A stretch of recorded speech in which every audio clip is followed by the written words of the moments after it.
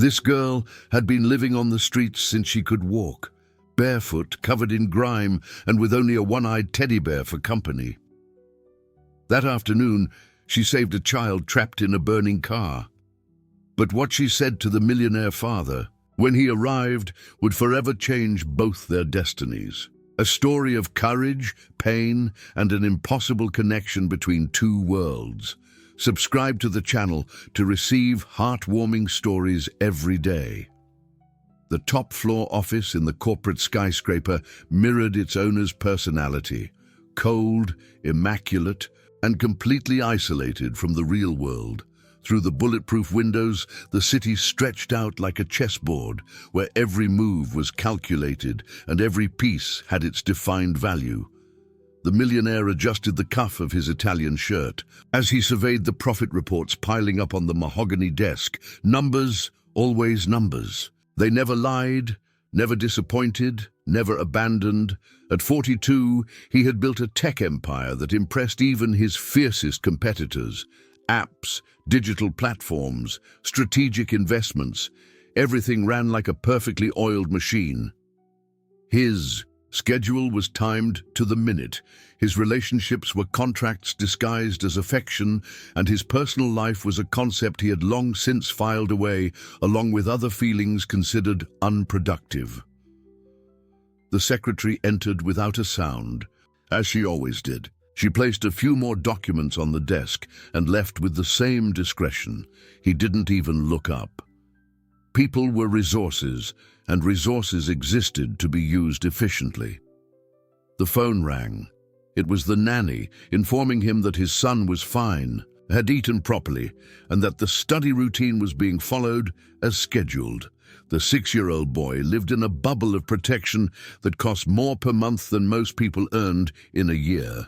Personal driver, discreet security, personalized education, nutritionist, child psychologist, all the professionals needed to ensure the child grew up without flaws, without traumas, without the inconveniences that the real world offered. The millionaire believed that love was providing the best of everything, and he provided obsessively. Meanwhile, just a few miles away, in a parallel reality that seemed to exist on another planet, an 8-year-old girl opened her eyes to another. Day of survival. The abandoned gas station had become her home 2 years ago, since the last orphanage had rejected her for difficult behavior. Weeds grew through the cracks in the concrete, mirroring her own resistance to flourishing where it shouldn't be possible. She clutched the teddy bear against her thin chest. The toy had lost an eye months ago, but it remained her only constant companion, the only object left from a previous life that existed only in fragments of memory. Her bare feet knew every sharp stone, every shard of glass, every irregularity in the asphalt. Her hardened soles told stories of miles covered in search of food, shelter, and above all, invisibility. The afternoon sun beat down mercilessly. Her stomach rumbled with familiar protests as she scavenged the dumpsters behind. The station. Her technique was perfected by necessity. First, look for food that was still usable, then plastic bottles that could be exchanged for a few coins. Finally, anything that could be turned into shelter or utensils. Her small hands, calloused and dirty, moved with an efficiency that contrasted with her age. She had learned that the city was a living organism that could both nourish and devour. The garbage truck schedules, the blind spots of the security cameras, the places where people discarded food that was still edible, everything was part of a survival knowledge that no school taught. When the fatigue became unbearable, she would lie in the shade of a withered tree that stubbornly grew in an abandoned flower bed. The teddy bear served as a pillow while she watched the clouds and invented stories about families living in them. Families who were looking for her, who missed her, who loved her unconditionally. These stories helped her fall asleep, even when hunger growled in her stomach or when the cold of dawn made her shiver. The girl had developed her own system of hope. Every morning when she woke up, she allowed herself to believe that this would be the day someone would find her, not necessarily to adopt her. She had already lost that illusion, but perhaps to look her in the eyes and recognize that she existed, that she mattered, that she was more than just another invisible child in the abandonment statistics. She didn't know that that afternoon, while collecting pieces of cardboard to make a more comfortable bed, her life and the millionaire's life would intertwine in a way that not even the most sophisticated algorithm could predict. The luxury car cut through the city streets with the smoothness of a fulfilled promise. The driver, an experienced man who had been driving for the family for over a decade, maintained a constant speed while the air conditioning preserved the perfect temperature inside. In the back seat, the 6-year-old boy watched the world through the bulletproof window, absorbed in an educational tablet that played content carefully selected by specialized pedagogues. The millionaire had called a short while ago, checking if everything was going according to plan. His son's routine was a social engineering project. Every activity, every experience, every moment of leisure was optimized to develop the child's maximum potential. There was no room for unforeseen events in that meticulously organized life. It was then that the unexpected happened. The red light forced a stop on the main avenue. The driver tapped his fingers on the steering wheel, checking the clock on the dashboard. They were only 3 minutes late, but in the military precision of that routine, 3 minutes meant a disruption in the system. It was at that moment of distraction that the truck, out of control after a brake failure, hit the luxury car head-on. The impact was devastating. The metal crumpled like paper, the glass shattered into thousands of glittering fragments that danced.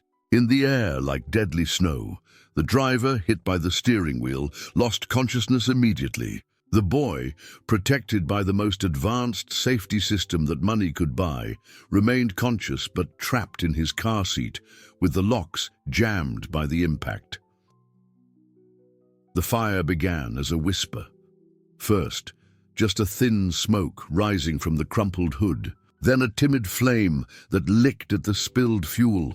In a matter of seconds, what was protection turned into a deadly trap. The boy was screaming, calling for his father, for the driver, for anyone who could get him out. The girl heard the screams before she saw the accident. She was across the street, rearranging the found objects in the trash, when the crash made her look up. A car on fire wasn't an unusual sight in that part of town, but something in the cries of that child struck a familiar chord in her heart. She dropped her teddy bear and ran. Her bare feet flew over the hot asphalt, dodging the traffic that was already starting to build up around the accident. People were getting out of their cars but keeping a safe distance. Some were filming with their cell phones, others were calling 911. Everyone was a spectator of the unfolding tragedy.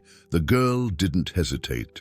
She knelt down by the cracked rear window where the boy was screaming in despair. Her small hands, accustomed to working with precision to survive, explored the mechanism of the car seat latch. The heat from the flames was already burning her skin. The acrid smoke was making her eyes water, but she kept working. "Don't be afraid," she murmured to the boy, her voice surprisingly calm amidst the chaos. "I'm going to get you out of there." The metal was hot, almost unbearable to the touch. The girl felt the skin on her hands burning, but she didn't stop.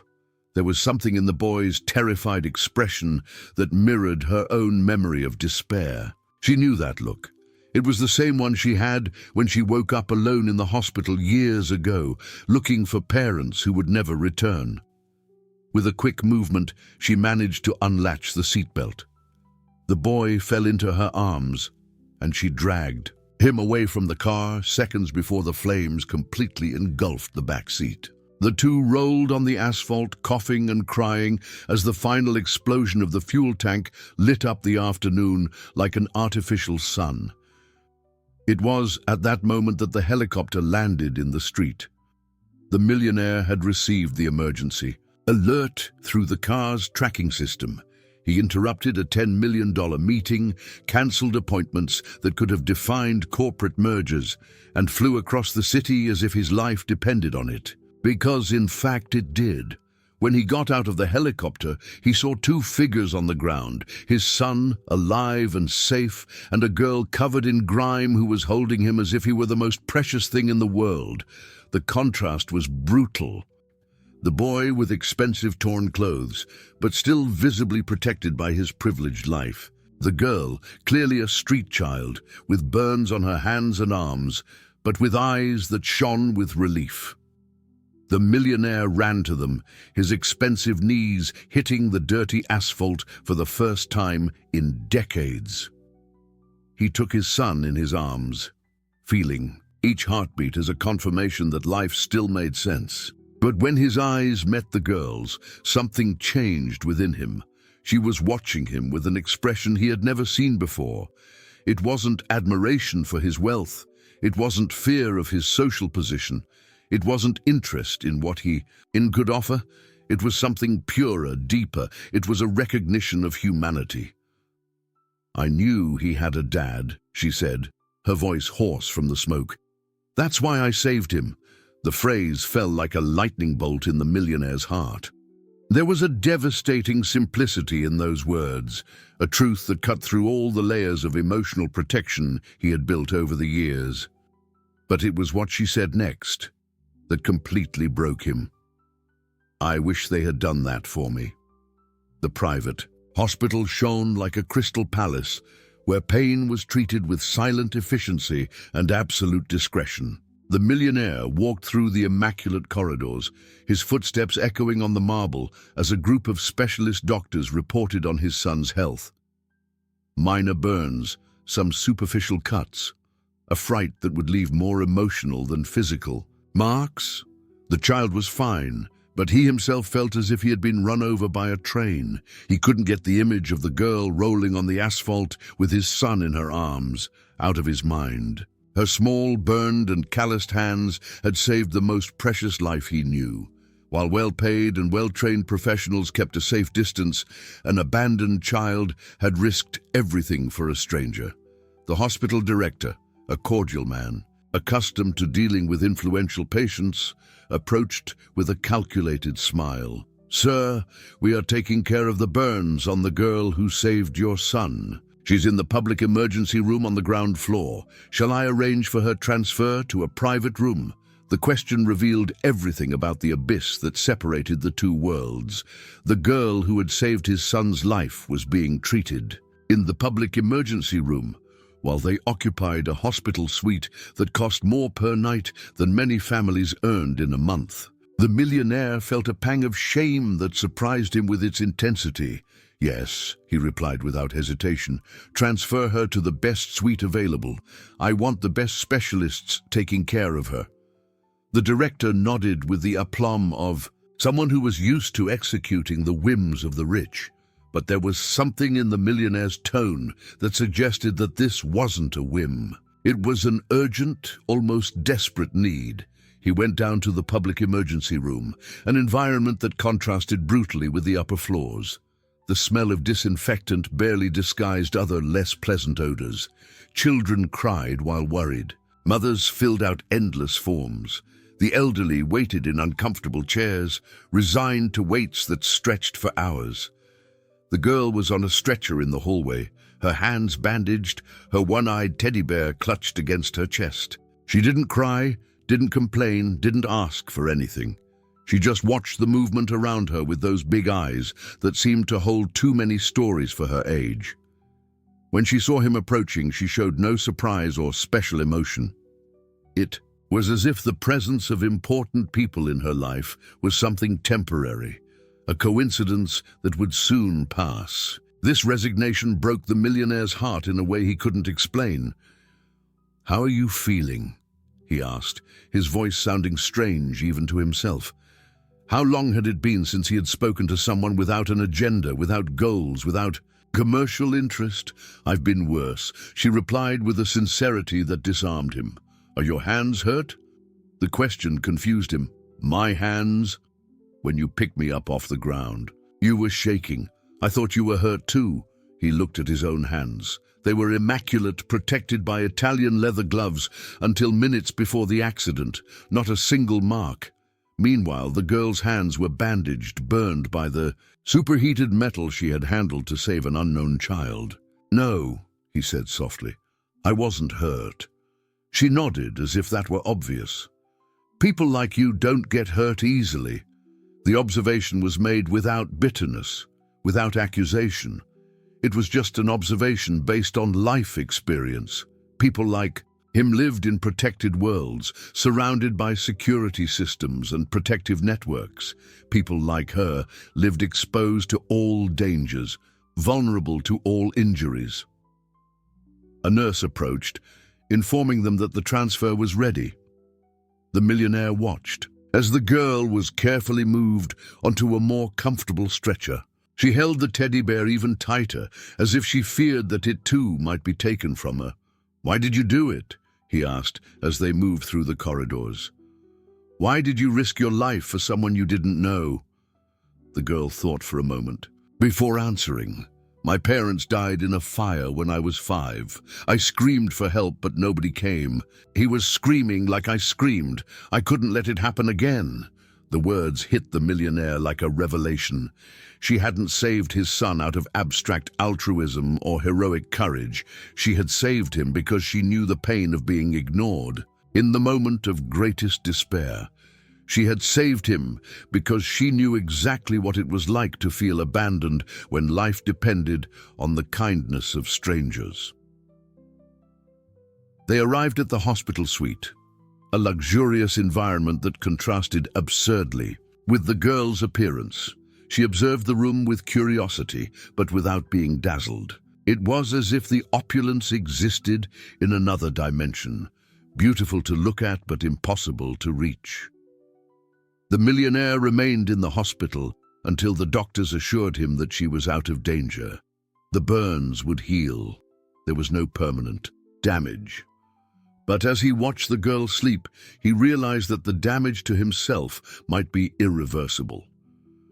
For the first time in decades, he questioned the system he had built. His son had everything: protection, education, unlimited opportunities, but he had lost something fundamental that girl possessed: the ability to act with courage in the face of the suffering of others.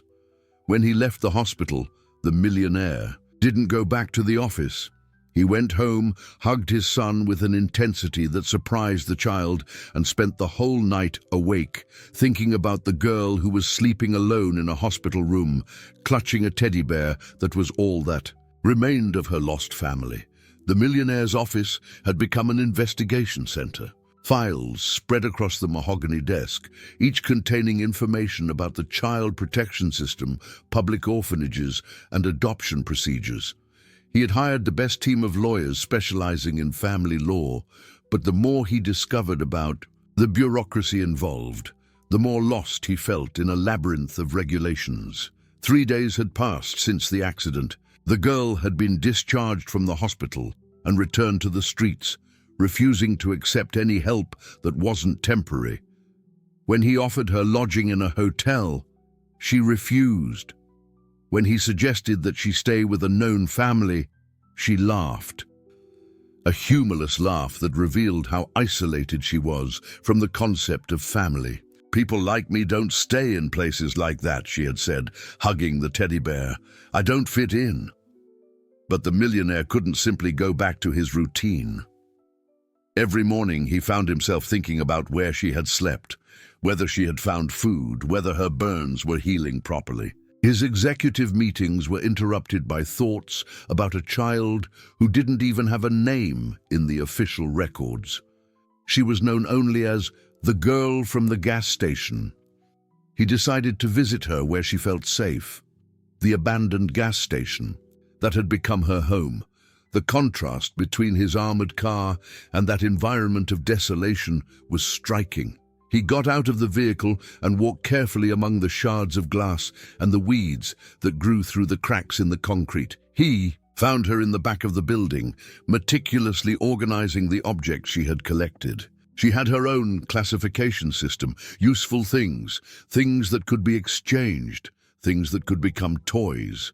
Her practical intelligence was impressive, an adaptation necessary for survival.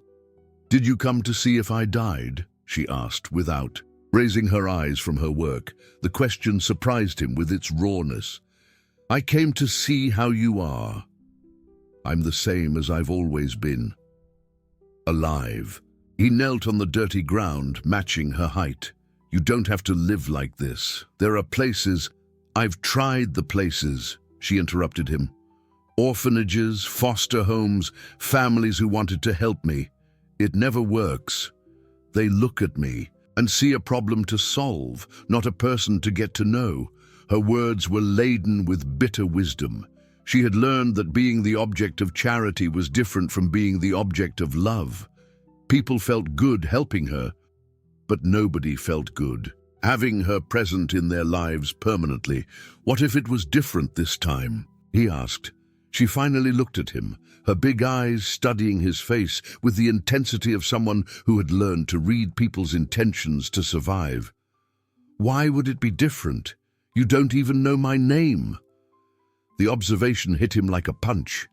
It was true. He had spent 3 days investigating legal systems, but he hadn't asked her name. He hadn't asked her exact age, her tastes, her fears, her dreams. He had focused on the practical aspects of saving her, but he hadn't been interested in getting to know her. "What's your name?" he asked, his voice softer. "Nobody's called me by name for a long time," she replied. "People call me girl, little girl, poor thing. You can call me anything." The sadness in her voice was devastating. She had lost not only her family, but also her identity. She had become a category instead of a person.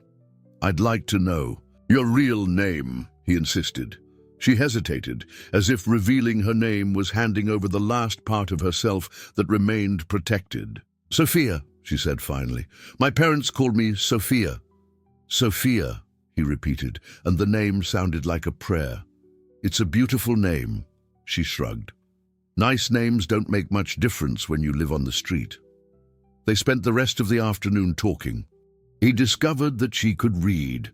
She had taught herself, piecing together scraps of newspapers and magazines she found in the trash. He discovered that she had an impressive memory for numbers. She mentally calculated how much money she needed to buy food, how long she could stay in each place before being kicked out, how many days could pass between the rains.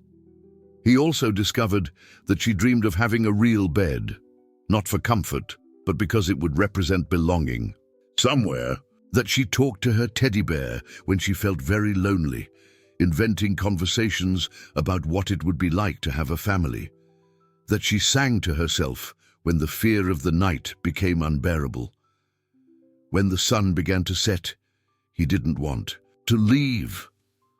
There was something about Sophia's company that was different from any relationship he knew. She didn't want anything from him, didn't try to impress him, didn't pretend to be different from what she was. She simply existed, with an authenticity that he had forgotten was possible. "Can I come back tomorrow?" he asked. "Are you going to want to come back tomorrow?" She responded with a question, as if she couldn't believe that someone would choose her company. "Yes," he said with a certainty that surprised him. "I want to come back." For the first time since he had met her, Sophia smiled. It was a small, cautious, but genuine smile. "I'll be here. I'm always here." As he drove back home, the millionaire realized that something fundamental had changed in his perception of the world. He had spent decades accumulating things, money, property, influence, but he had lost the ability to value people. Sophia, with her material poverty and emotional wealth, was teaching him the difference between having everything and being complete. That night, he cancelled an important business dinner and stayed home with his son, really paying attention to the child for the first time in a long time. He discovered that the boy had questions about the world, fears about growing up, dreams about the future. He discovered that his son, despite all the privileges, also felt lonely sometimes. The experience of almost losing his son had opened a wound in his soul, but meeting Sophia was healing something he didn't even know was broken. The visits to the Abandoned gas station became a sacred ritual in the millionaire's schedule. Every day, after business hours, he left the corporate world behind and entered Sophia's universe. It was like traveling to a different planet, where the rules of survival were completely opposite those of the business world.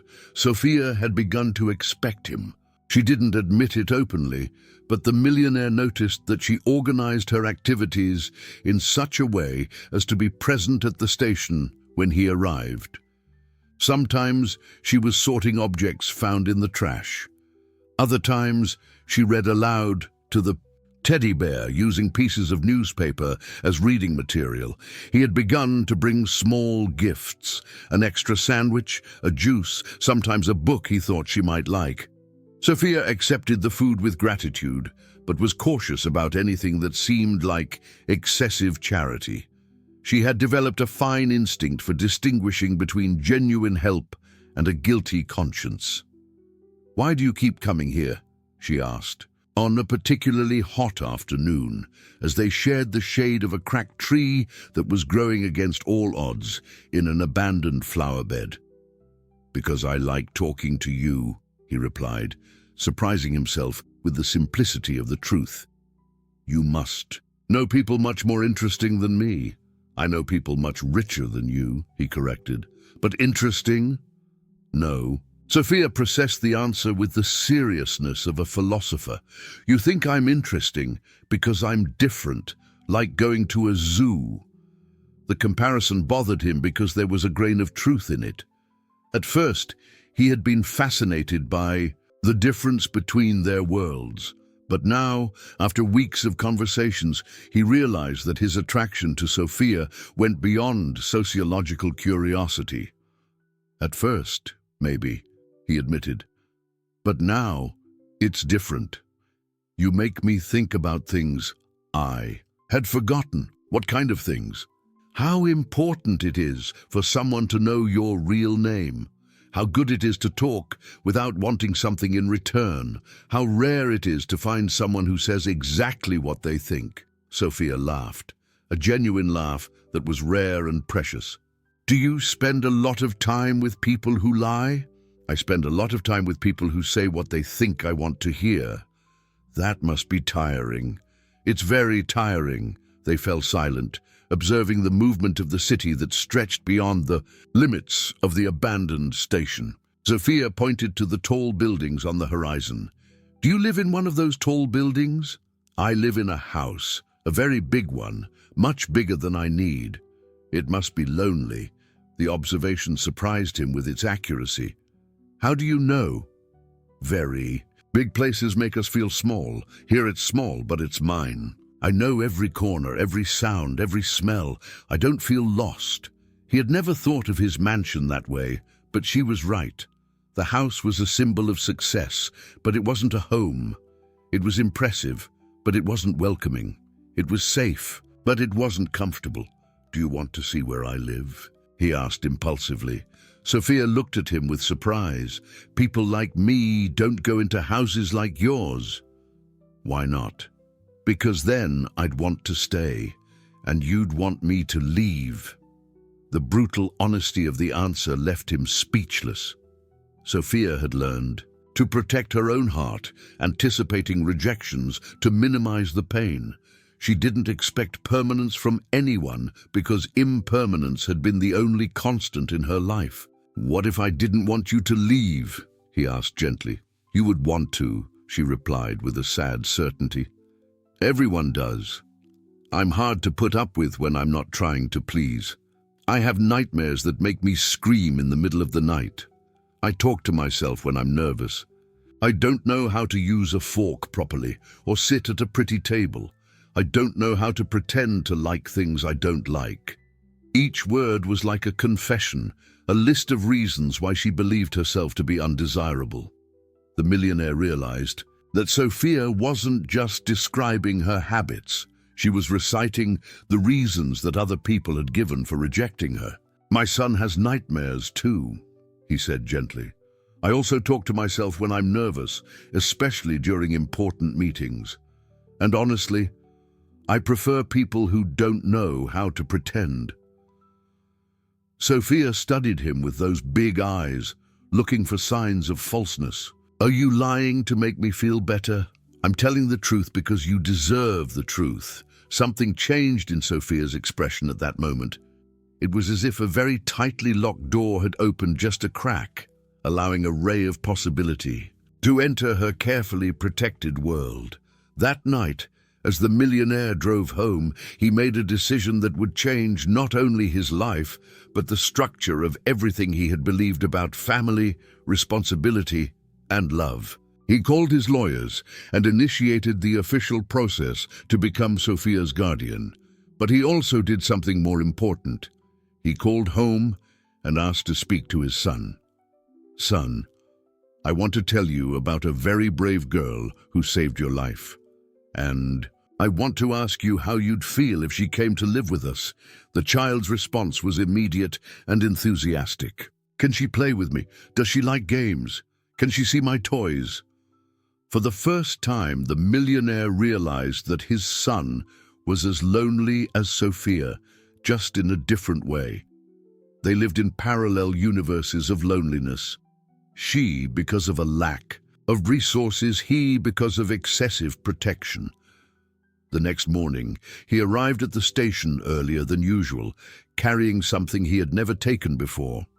Concrete hope in the form of official papers and a real plan. Sophia was quieter than normal that morning.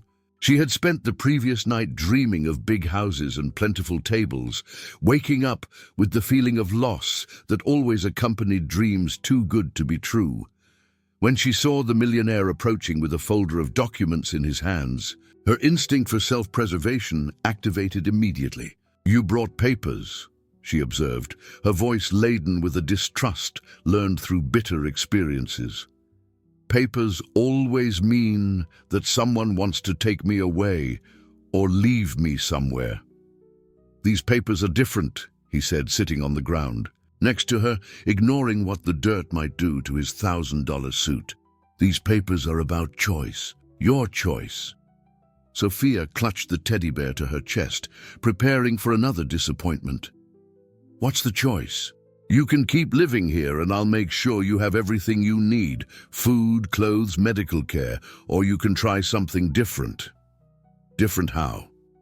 "You can come live with me and my son, not as a favor, not as charity, as family." Just the word family hung in the air between them like a dangerous promise. Sophia had learned to distrust that word because it had been used many times by people who abandoned her when they discovered that real family was more complicated than idealized. "Family? For how long?" she asked, her painful pragmatism. "For as long as you want to stay. And when you get tired of me?" "Sophia, I'm not going to get tired of you. Everyone gets tired. You haven't seen me wake up screaming because of nightmares. You haven't seen me having a meltdown when there's too much noise. You haven't seen me break things on purpose because I'm scared. When you see those things, you'll want me to leave." Sophia's list of fears revealed not only her trauma, but also her incredible self-awareness. She knew exactly her weaknesses and had learned to anticipate them as a form of protection. It was better to be rejected by her own words than to discover later that she was undesirable. The millionaire took a deep breath. He had rehearsed this moment, but nothing had prepared him for the raw vulnerability in Sophia's voice. "Can I tell you a story?" he asked. Sophia nodded, curious despite her caution. 15 years ago, I met a woman who worked as a nanny.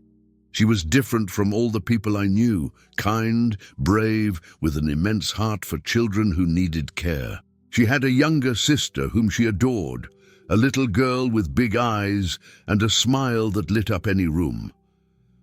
Sophia began to pay attention more intently, as if something in the story sounded familiar. This woman became very important to me. She took care of my son when he was a baby, but she became much more than an employee. She became someone I loved.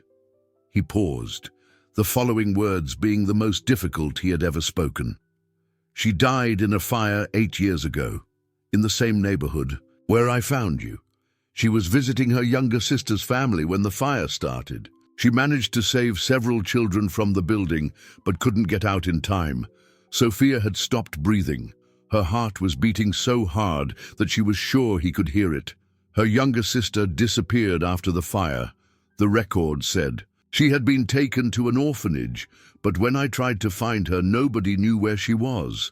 I looked for years, but it was as if she had simply disappeared. What was the sister's name? Sophia asked, her voice almost a whisper. Sophia, he said gently. Her name was Sophia. Sophia's world collapsed and rebuilt itself in the space of a second. The memories she had buried so deeply because they were too painful began to emerge. An older sister who loved her unconditionally, who protected her, who promised that she would never leave her alone. A sister who worked for a wealthy family, who always talked about the good boss she had, about how he was different from the other rich people. Mariana, she whispered, the name she hadn't spoken in years. My sister's name was Mariana. Mariana, he repeated, and there was reverence in the way he said the name. She talked about you all the time. She said you were the bravest child she knew, that you had a huge heart and a brilliant intelligence. She said that one day you would do amazing things in the world. Tears began to run down Sophia's face, years of repressed pain, finally finding an outlet. She died because of me. If she hadn't gone to visit me that day— No, he interrupted her firmly, moving closer to her. She died being who she was, someone who risked everything to protect children, just like you did when you saved my son. You are not responsible for her death, Sophia. You are the continuation of her life. Sophia was crying now with an intensity that seemed to drain years of accumulated pain. The millionaire wrapped her in his arms, and for the first time since she could remember, she allowed herself to be consoled by another person. She told me about you, he continued, his own voice choked with emotion. About how you sang to ward off the fear, about how you cared for a teddy bear that was already old when you were a kid, about how you were determined and proud, but also sweet and generous. Sophia looked at the teddy bear in her arms, seeing it with new eyes. She gave it to me when I was very little, said it would protect me when she wasn't around. And it did, he said softly. Protected you until the day you found your family again. Family. Sophia, you saved my son. But I believe that Mariana somehow guided you to us. You didn't just save a child. You found your way back home. The revelation was overwhelming. Sophia had spent years believing that she was completely alone in the world, that there was no one who remembered her with love. Discovering that there was such a deep connection between her lost sister and the man who had become important to her was like finding a piece of a puzzle that finally made the whole picture make sense. Do you want me because of her? Sophia asked, needing to know the truth even if it hurt. I want you because of you, he replied without hesitation. Mariana was important to me, and that helped me recognize your value more quickly. But Sophia, you earned your place in my heart for who you are, not who you were related to. Sophia allowed herself to believe. For the first time in years, she allowed herself to imagine that perhaps finally she had found a place where she could stay. The news spread through the city like wildfire. Tech mogul adopts street girl who saved his son splashed across the headlines of all the local newspapers. What had begun as a heartwarming story quickly turned into a public controversy that exposed the deepest prejudices of society. Sophia had been in the mansion for only 3 days when the media storm exploded. She had spent those first few days like a frightened animal, carefully exploring the corners of the enormous house, expecting at any moment to be informed that everything had been a mistake, that she should go back to the streets. The house was a universe of wonders she had never imagined.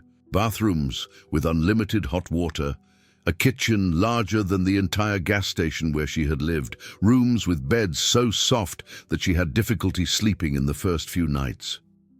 But what impressed her the most was the library. An entire room full of books from floor to ceiling. The millionaire's son, a curious and gentle boy, had become her unofficial guide.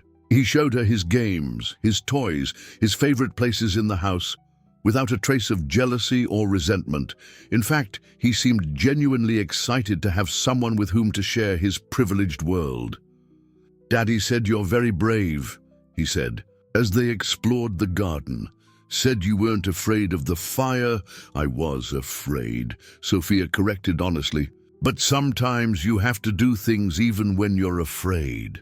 "Are you still afraid now?" Sophia considered the question with seriousness. "I'm afraid that this isn't real, that I'm going to wake up and be back at the station." "You won't," he said, with the absolute confidence of a child who had never experienced insecurity. "Daddy promised, and he always keeps his promises." But the outside world was not willing to let this fairy tale unfold peacefully. The first attacks came from the online comments. "Another rich guy buying a good public image," some wrote. "What kind of man lets a street kid live with his son?" Others questioned. "This girl is going to corrupt him," the most cruel ones predicted. Then came the interviews on television. Child development experts debated whether it was psychologically healthy to mix children from such different backgrounds. Social workers questioned the irregular speed of the adoption process. Lawyers specializing in family law suggested that there were protocols not followed. The millionaire tried to protect Sophia from most of the media coverage, but it was impossible to shield her completely.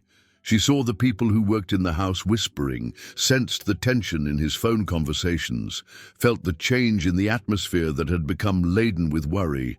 The situation intensified when a counselor from the orphanage where Sophia had spent a few months appeared on television. The woman, with an air of questionable moral authority, declared that Sophia was a problematic child who had been impossible to control during her stay at the institution. She had aggressive behaviors, the woman stated on camera. Violent. Nightmares, panic attacks, antisocial behavior. She's not the type of child who should be in a home with another child, especially a child from a respectable family. Sophia watched the interview hidden in the library, her heart breaking with every word. Everything she had feared was becoming reality. Her worst characteristics were being exposed to the whole world, validating all her fears about being undesirable. She didn't wait for the conversation she knew was coming. That night, after everyone had gone to sleep, she packed her bag, a small backpack containing her few possessions, and left a note on the kitchen table. "Thank you for letting me stay for a few days. It'll be better for everyone if I go. The woman on TV was right about me. I don't fit in here. Thank you for being kind to me. Sophia." She left the house like a shadow, carrying only the teddy bear and the backpack, returning to the streets that were cruel but predictable. At least on the streets, she knew the rules, knew how to survive, knew that there would be no more disappointments because there were no more expectations. The millionaire found the note the next morning. The panic that seized him was more intense than when he had received the call about the car accident. He mobilized all available resources, private security, detectives, even contacts in the police, to find Sophia. It took 2 days of intensive searching to locate her. She had returned to the abandoned gas station, but she was different. The spark of hope that had begun to shine in her eyes in recent weeks had been extinguished. She was back in pure survival mode, building emotional walls even higher than before. "Sophia," he called gently when he found her organizing the familiar objects in her old refuge. She didn't look at him. "You shouldn't have come. It'll be easier if you don't come." "Easier for whom?" "For everyone. Your life will go back to normal. Your son won't have to live with someone problematic. The newspapers will stop talking about you." He knelt on the dirty ground, in the same place where they had talked so many times. "Sophia, look at me." She reluctantly raised her eyes, and he saw that she had been crying, something she rarely did, even in the most difficult moments. "Do you really believe that I care more about what the newspapers say than about you?" "You should care." That woman was right. I am problematic. I have nightmares. I break things when I'm scared. I don't know how to be normal. You deserve an easier life. "Sophia, listen to me carefully," he said, his voice filled with an intensity that finally made her pay attention. "I don't want an easier life. I want a life with you in it. Nightmares, fears, breaking things and all. Because you know what I discovered in these last few weeks?" She shook her head. "I discovered that you've made me happier than I've been in years. I discovered that my son smiles more since you arrived. I discovered that our house has finally become a real home. But everyone is saying—" "Everyone can say whatever they want," he interrupted her. "The only opinion that matters is ours. Do you want to stay?" Sophia fought against all the internal voices that screamed that she didn't deserve this second chance, that it would be better to leave before being rejected again. But there was something in his expression that made her remember Mariana's words so many years ago. "Sometimes you need to be brave enough to accept love when it appears." "I want to stay," she whispered, "but I'm very scared." "I'm scared too," he admitted. "Scared of doing something wrong, of not knowing how to help you when you need it, of not being the father you deserve. But you know what scares me the most?" "What?" "The idea of giving up on you. Because, Sophia, you're not just the sister of someone I loved. You're someone I love. And family doesn't give up on each other, no matter what the world says." The return to the mansion was different from the first time. Sophia was no longer coming as a hesitant visitor, but as someone who had consciously chosen to fight for her place in that family. The millionaire had taken steps to shield the house from the press, hiring additional security and restricting reporters' access to the property. But the real change was happening inside the house. The millionaire had cancelled all non-essential commitments for the next 2 months, something unthinkable in his previous life. He wanted to be present for Sophia during this crucial transition, understanding that building trust was a process that could not be outsourced. "Let's establish some rules," he said during the first dinner after Sophia's return. It was the first time the three of them had sat together at the formal dining table, an environment that Sophia still found intimidating. "What kind of rules?" Sophia asked, immediately tense. Rules, in her experience, usually meant restrictions and punishments. "Rules about how we're going to be a family," he clarified, noticing her anxiety. "First rule, in this house, it's okay to be afraid, to be sad, or to be angry. Feelings aren't right or wrong, they just exist." Sophia processed this carefully. "And if I have nightmares, then we're going to deal with the nightmares together. Second rule, nobody here needs to pretend to be perfect. I make mistakes, my son makes mistakes, and you're going to make mistakes too, and that's okay." The boy nodded enthusiastically. "Daddy burned breakfast last week and said bad words." "Third rule," the millionaire continued, ignoring Sophia's amused look. "Problems are to be solved together. If something is bothering you, you talk to us. If you don't know how to do something, you ask for help. If you want to be alone for a while, you say so. Communication is the basis of everything." "And if I break something?" Sophia asked, remembering the accusations of the orphanage counselor. "Then we clean up and move on. Objects can be replaced, people can't." It was a completely different philosophy from anything Sophia had experienced in institutions and temporary homes. Gradually, she began to relax, realizing that she wasn't being constantly tested or evaluated. The first few days were full of small discoveries. Sophia learned that taking a bath in a bathtub was different from taking a quick shower in public. Showers. It could be relaxing instead of just functional. She discovered that having clean clothes every day was a luxury that she had forgotten to value. She tried foods she had never tasted, some of which she didn't like, and was surprised when it was accepted without comment or pressure. But it was in the library that Sophia really began to feel at home. The millionaire had noticed her fascination with books and made a point of showing her how the organization system worked. He discovered that she had sophisticated literary preferences. She liked stories that explored complex emotions and morally ambiguous situations. "Why do you like sad stories?" he asked one afternoon, finding her absorbed in a novel about an orphaned girl. "Because they make me feel less alone," Sophia replied without raising her eyes from the book. "When I read about other people going through difficult things, I realize that I'm not the only one." The answer revealed as much about her psychology as months of therapy could reveal. Sophia used literature as a tool for emotional processing, finding validation for her feelings through the experiences of fictional characters. The millionaire began to suggest books that could help her explore themes of healing and growth. They created a ritual of talking about the stories she read, and through these discussions, she began to articulate her own feelings more clearly. But not everything was easy. The nightmares continued, sometimes so intense that she woke up screaming. The first time this happened at the mansion, she was mortified, expecting to be reprimanded or sent back to the streets. Instead, the millionaire appeared in her room with a mug of warm tea and sat in a chair next to the bed. "Do you want to talk about the dream?" he asked gently. "It was about the fire," she admitted, still trembling. "But this time I couldn't save anyone. Everyone burned and it was my fault.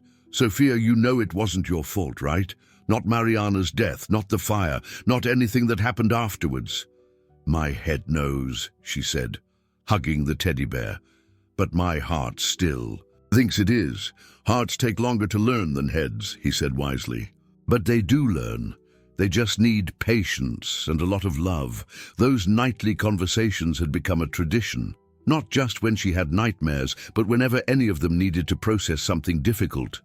The millionaire discovered that talking about his own fears and insecurities helped Sophia feel less isolated in her struggles.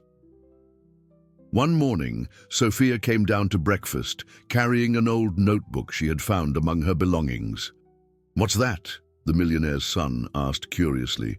"It's where I write things," Sophia explained. "When I don't have anyone to talk to, I write to myself." "Can I see?" the boy asked, but Sophia clutched the notebook to her chest. "They're very personal," she said, and the boy immediately respected her privacy, but the millionaire saw an opportunity. "Sophia, would you like to learn to write even better? Maybe even complete stories?" Her eyes lit up with an interest that he had rarely seen. "You think I could?" "I think you have important stories to tell," he replied. "And I think that other kids who have been through similar things could benefit from hearing those stories." That's how another stage in Sophia's healing began. She began taking creative writing classes, and through the creation of fictional characters, she found a safe way to explore and process her own experiences. Her first short stories were dark, full of abandonment and fear, but gradually they began to include elements of hope and redemption. The millionaire realized that Sophia was not only healing, but also transforming. The frightened girl he had found at the gas station was emerging as a talented young writer, an empathetic person who used her pain to understand and help others. It was the beginning of a transformation that would change not only Sophia, but the whole family and eventually many other children who were still lost on the streets, waiting for someone to truly see them. 6 months after Sophia had permanently settled in the mansion, the transformation was noticeable not only in her, but in the whole family dynamic. The house had lost its pristine museum atmosphere and gained the vibrant energy of a true home. Books were scattered throughout the library, drawings decorated the refrigerator, and the sound of laughter echoed through the hallways that had once been silent. Sophia had grown physically, gaining healthy weight and height, but the most impressive change was emotional. The defensive and frightened girl had given way to a confident young woman who expressed her opinions with impressive articulation. Her writing skills had flourished under expert guidance, and she had begun working on an ambitious project, a book about children in vulnerable situations. "I want to tell stories that show that kids like me aren't problematic," she explained to the millionaire during one of their morning walks through the garden, a routine they had developed for important conversations. "We're kids who have been through problems. It's different." The distinction was profound and revealed how she had processed her own experience. Instead of internalizing the negative labels that had been imposed on her, she had transformed them into understanding and compassion. The millionaire had become a different person too. His employees noticed that he smiled more, that his business decisions included considerations about social impact that had never existed before. He had established a corporate fund dedicated to the protection of vulnerable children, but more importantly, he had learned to balance work and personal life in a way he had never considered possible. "Daddy, can you help me with my math homework?" his biological son asked one afternoon, interrupting an important business call. "Of course," the millionaire replied, hanging up the phone without hesitation. "Sophia, want to join us? You've always been good with numbers." These moments of normal family life, mundane even, were the most precious to him. Seeing Sophia and his son working together on school lessons, debating movies, or simply talking about their hopes and dreams filled a void in his life that he didn't even know existed. Sophia had found her vocation not only in writing, but also in helping other children.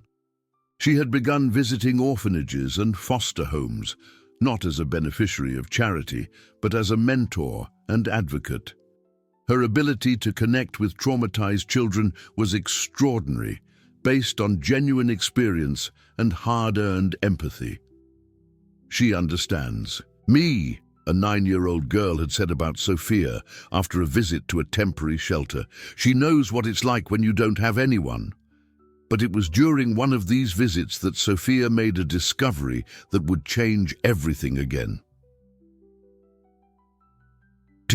New Hope Shelter was located in the same neighborhood where she had lived before the fire that killed Mariana. Sophia rarely talked about returning to that area, but she had agreed to give a presentation to the children about overcoming adversity and finding hope. During the visit, she was exploring the shelter's old files when she found a folder with her own name. Inside there were documents she had never seen, including a letter sealed with her name written in Mariana's familiar handwriting. "My dearest Sophia," the letter began, "if you're reading this, it means that something has happened to me and you're looking for answers. I want you to know that everything I did was because I love you more than anything in the world." Sophia felt tears blurring her vision as she continued reading. "I know it's hard to understand why I left you at that orphanage when you were 5 years old. I know you must have thought I abandoned you, but the truth is the opposite. I was trying to protect you." The letter revealed a story that Sophia had never known. Mariana hadn't simply decided to work as a nanny. She had been forced to choose between keeping Sophia with her in dangerous conditions or placing her temporarily in safety while establishing a stable life. "Our parents died, leaving terrible debts to dangerous people. These people threatened me, said they would hurt you if I didn't pay what they thought was due. The only job I could get that paid enough was to take care of the son of a rich family. But they wanted me to live in the house and didn't allow children." Sophia paused reading, her heart breaking as she understood the sacrifice Mariana had made. "I promised you it was temporary, that I'd come get you as soon as I had enough money to keep us safe. I was saving every penny, working extra hours whenever I could. The boss was good to me, understood my situation, and even helped me with some extra payments." The mention of the good boss made Sophia realize that Mariana had spoken about the millionaire with fondness and gratitude years before either of them could have imagined that their lives would intertwine so deeply. If something happens to me, before I can come get you, I want you to know that you're extraordinary. You're brave, intelligent, and you have a heart that can heal the world. Don't let anyone convince you otherwise, and always remember, true love never abandons you, even when people need to leave. The letter ended with instructions on where Mariana had hidden a sum of money for emergencies, and an address where Sophia could find information about her biological family, should she ever want to know more about her origins. Sophia folded the letter carefully, holding it against her chest, as she had held the teddy bear so many times. The revelation recontextualized her entire childhood, transforming what she had perceived as abandonment into an act of sacrificial love. When she returned to the mansion that night, she found the millionaire reading in the library, a scene that had become comforting and familiar. "I found a letter from Mariana today," she said without preamble, sitting in the armchair next to him. He looked up, immediately attentive. "What did it say?" Sophia told him about the contents of the letter, about the sacrifices that Mariana had made, about the love that had motivated decisions that seemed cruel on the surface. As she spoke, she saw the millionaire's own emotions intensify. "She told me about this situation," he said finally, his voice filled with sorrow. "Not in detail, but she mentioned that she had a younger sister who was in a safe place temporarily. I offered financial help several times, but she always refused. Said she didn't want to mix work with personal problems." "That sounds like her," Sophia said with a sad smile. "Always proud, always trying to solve everything on her own. Sophia, there's something I never told you about the day Mariana died." She looked at him with complete attention. "She had requested time off to go get you from the orphanage. She had finally saved enough money and resolved all the legal problems. She was going to take you home that weekend." The revelation was like a punch to the gut. Sophia realized that Mariana had died literally on the way back to her, that they had missed the reunion by a matter of days. "But it also means," the millionaire continued gently, "that she died knowing that she had succeeded, that she could finally bring you home, that you were going to be together again." Sophia cried then, not the bitter sadness that she had carried for years, but a complex mix of pain and relief. Pain for the loss, but relief for finally understanding that she had never been abandoned. That Mariana's love had been constant, even when it wasn't visible. "There's one more thing," she said, when the tears subsided. "The letter mentions money she hid for emergencies, and information about our biological family. Do you want to investigate?" Sophia thought carefully. "I want the money, but not for myself. I want to use it to help other children. As for the biological family, I don't know. You're my family now." The millionaire felt his heart expand as he heard those words.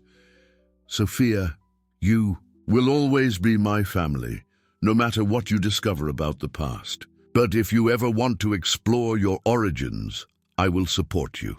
Thank you," she said simply, "for everything, for accepting me, for loving me even when I was full of fear and rage, for showing me what it's like to have a real family. Sophia, I need to thank you too." "For what?" "For saving me.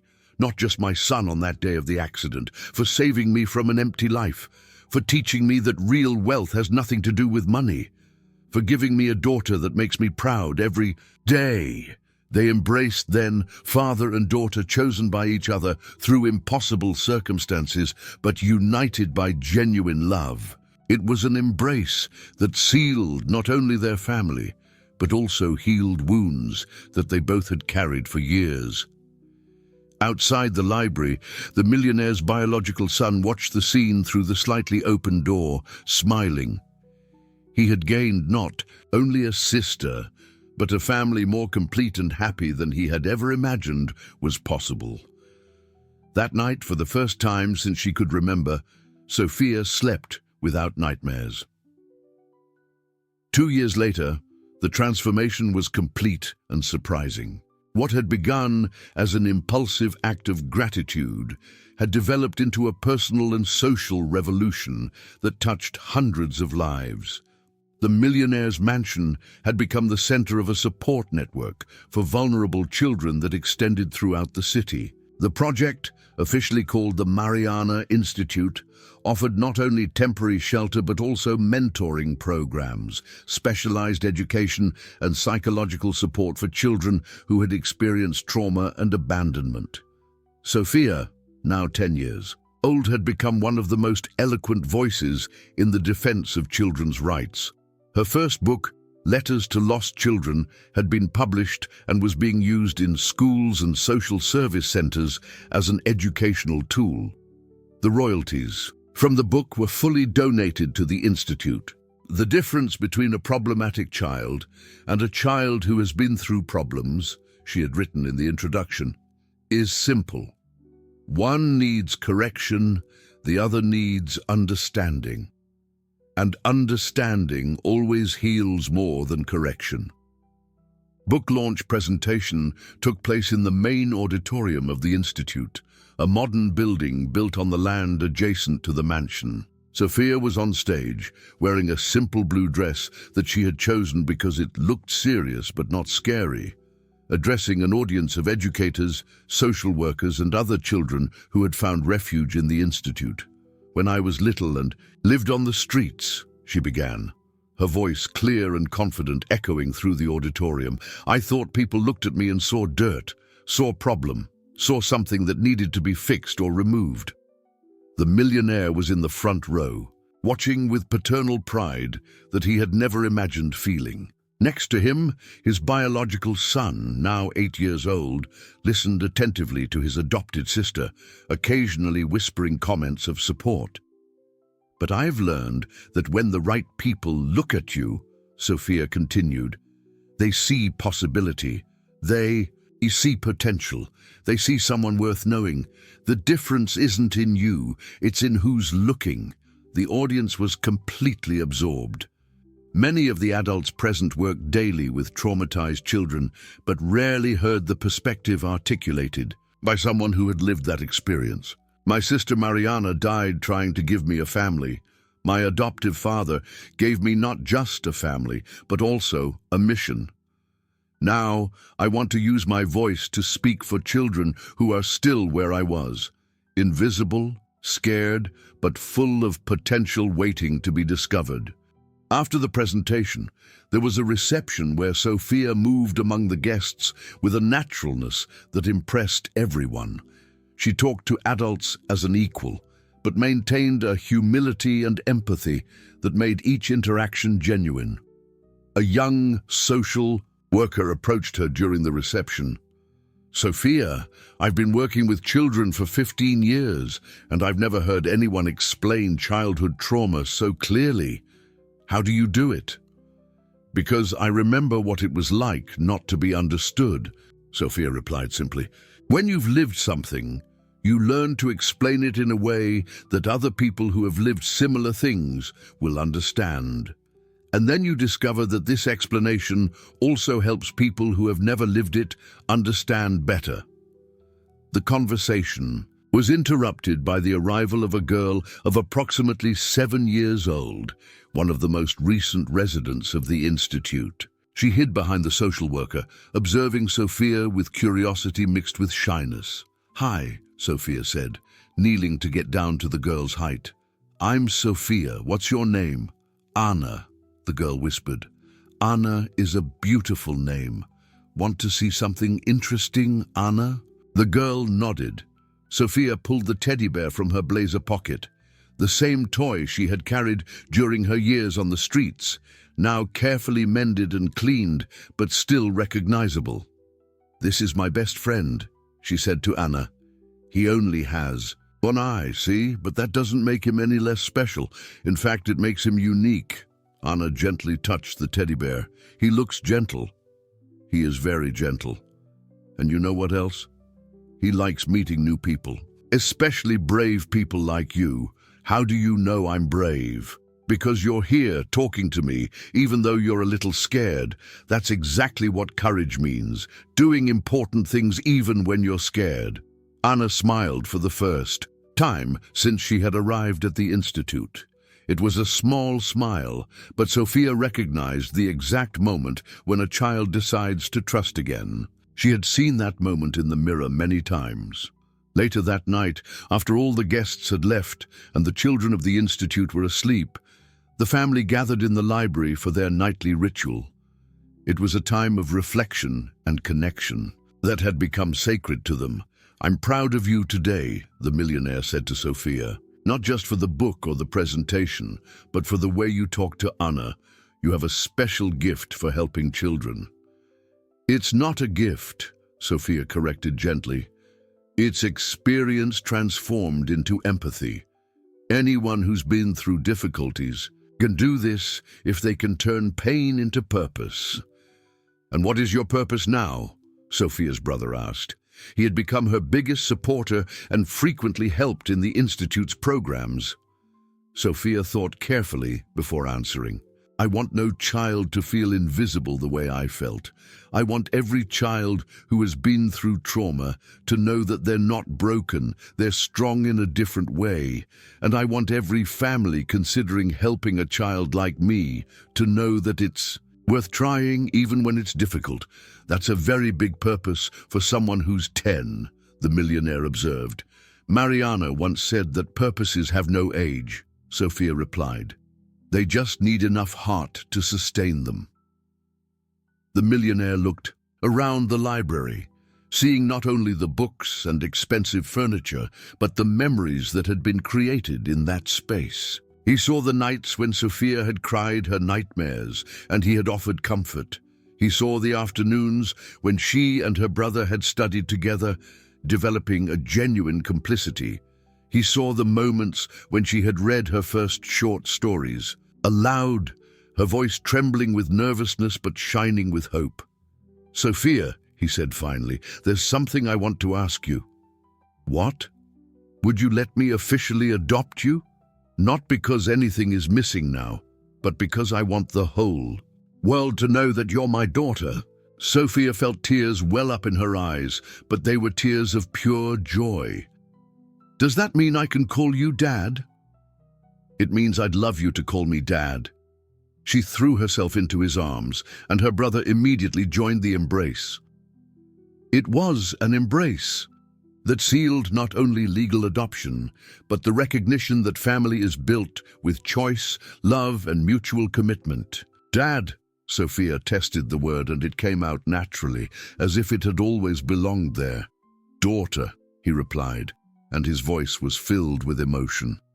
That night, when Sophia finally went to her room, no longer the temporary guest room, but her real room, decorated with her books, her writings, and photographs of the family she had chosen and who had chosen her back, she wrote in her diary, "Today I understood that Mariana didn't die saving children from a fire. She died planting seeds of love that kept growing even after she was gone.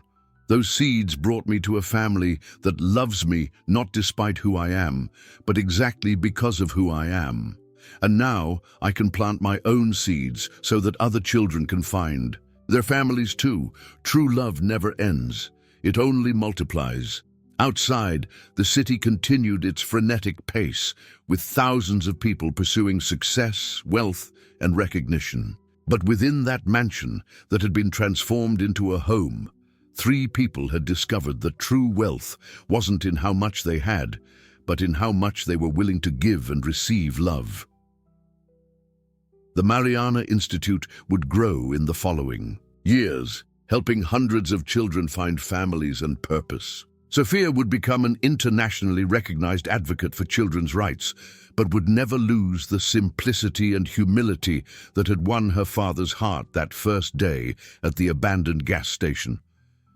And the millionaire, who had begun his journey thinking he was saving a child, discovered that he had been saved by her, not just from the emptiness of a life without purpose, but from the illusion that success and happiness were the same thing.